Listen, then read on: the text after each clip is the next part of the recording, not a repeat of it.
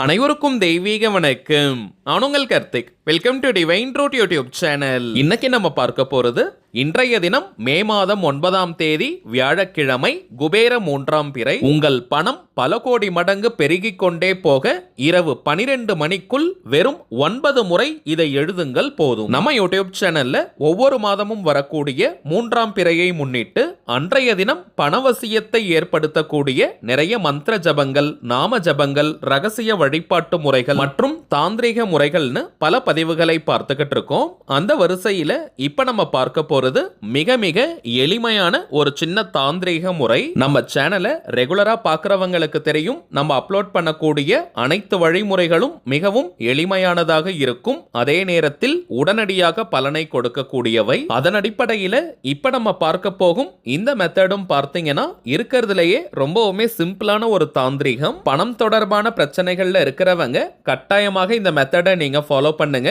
இன்ஸ்டன்டா இமீடியட்டா உங்களுக்கு பலன்கள் கிடைக்கும். நேற்றைய பதிவிலும் இன்றைய 3ஆம் பிறையை முன்னிட்டு ஒரு சின்ன மந்திரம் கலந்த தாந்திரிக முறையை பார்த்திருந்தோம். அந்த மெத்தடை ஃபாலோ பண்ண போறவங்களும் இப்ப நம்ம பார்க்கும் இந்த மெத்தடையும் நீங்க யூஸ் பண்ணலாம். இந்த தாந்திரிகத்தை எப்படி எந்த நேரத்தில் செய்யணும்னு இந்த வீடியோல டீடைல்டா நம்ம தெரிஞ்சுக்கலாம். அதற்கு முன்னாடி நம்ம சேனலை இப்பதான் நீங்க ஃபர்ஸ்ட் டைம் பார்க்கறீங்கன்னா மறக்காம சப்ஸ்கிரைப் பண்ணிக்கோங்க.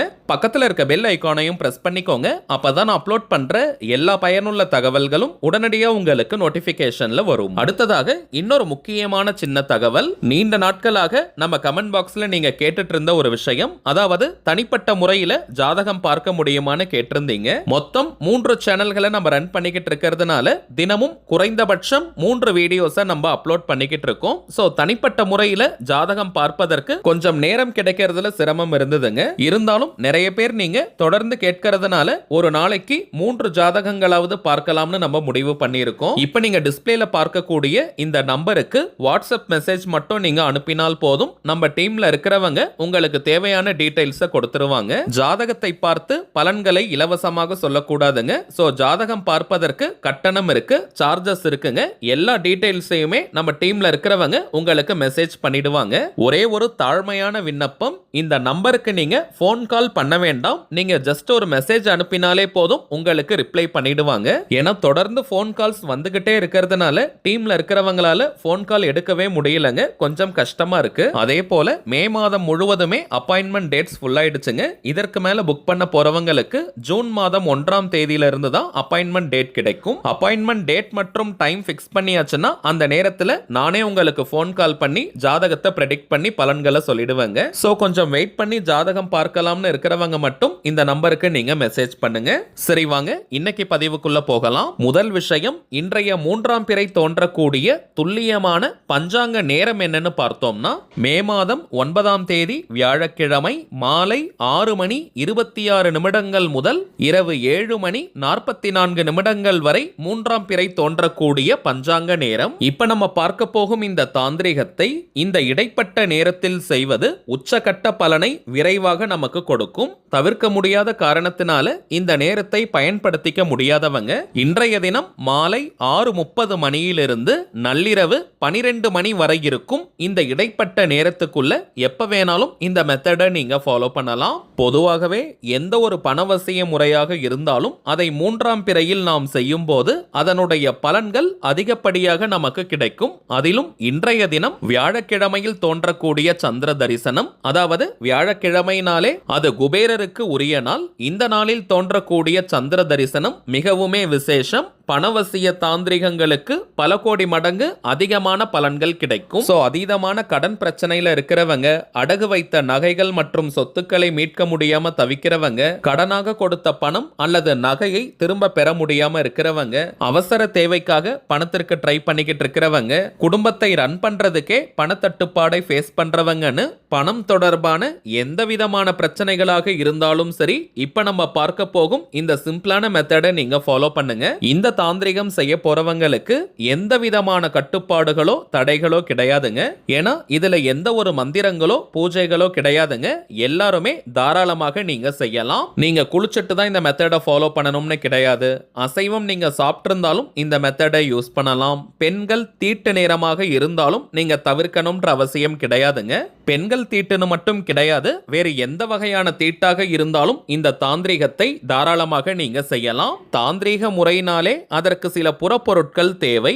இந்த மெத்தடுக்கு பிரதானமாக நமக்கு தேவைப்படும் ஒரே ஒரு பொருள், ஒரு சின்ன பவுல்ல நீங்க அரிசி எடுத்துக்கோங்க. 2 கைப்பிடி அளவிற்கு அரிசி இருந்தாலே போதும். பொதுவாக தாந்திரிகத்திற்கு பச்சரிசியை பயன்படுத்துவது வழக்கம். அதுவும் சந்திர பகவானுக்கு உரிய தானியம் இந்த பச்சரிசி. பச்சரிசி கிடைக்காத ஒரு ஊர்ல நீங்க இருக்கீங்கன்னா புழுங்கல் அரிசியை நீங்க எடுத்துக்கலாம். அல்லது சாப்பாட்டிற்காக நீங்க பயன்படுத்தக்கூடிய எந்த வகை அரிசியை வேணாலும் நீங்க பயன்படுத்தலாம். நெல் கிடைக்கிறவங்க அதை கூட நீங்க யூஸ் பண்ணிக்கலாம். சரிங்க, இப்போ ஒரு ஒயிட் கலர் அன்ரூல்டு பேப்பர் நீங்க எடுத்துக்கோங்க. வெள்ளை நிற கோடு போடாத பேப்பர் எடுத்துக்கோங்க.